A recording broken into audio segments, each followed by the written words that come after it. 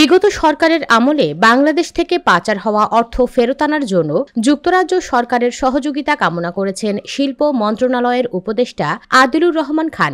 সোমবার 23 সেপ্টেম্বর নিজ অফিস কক্ষে বাংলাদেশে নিযুক্ত ব্রিটিশ উপ হাইকমিশনার এবং ডেভেলপমেন্ট ডাইরেক্টর জেমস গোল্ডম্যান তার সঙ্গে সাক্ষাৎ করতে এলে উপদেষ্টা এই সহযোগিতা চান। শিল্প মন্ত্রণালয়ের সিনিয়র সচিব জাকিয়া সুলতানা এবং অতিরিক্ত সচিব মোহাম্মদ সলিমুল্লাহ সহ মন্ত্রণালয়ের ঊর্ধ্বতন কর্মকর্তারা এ সময় উপস্থিত ছিলেন। সাক্ষাৎকালে শিল্প উপদেষ্টা জানান, ব্রিটেন দীর্ঘদিন ধরে বাংলাদেশের বিশ্বস্ত উন্নয়ন সহযোগী। ইউরোপীয় ইউনিয়নের দেশগুলোর মধ্যে ব্রিটেন বাংলাদেশকে প্রথম স্বীকৃতি প্রদান করে। বাণিজ্য ও বিনিয়োগের ক্ষেত্রে দুদেশের মধ্যে চমৎকার দ্বিপাক্ষিক সম্পর্ক রয়েছে।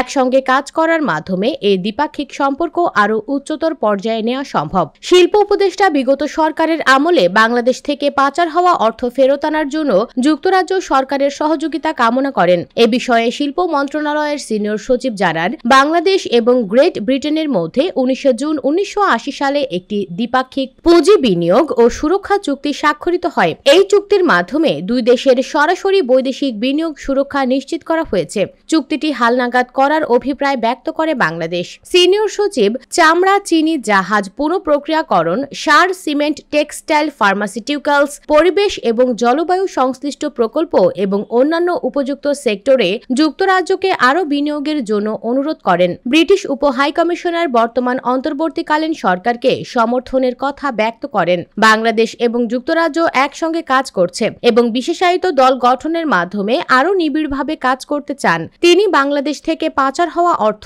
আইনি প্রক্রিয়ার মাধ্যমে ফেরত প্রদানের বিষয়ে সহযোগিতা করার দৃঢ় প্রত্যয় ব্যক্ত করেন।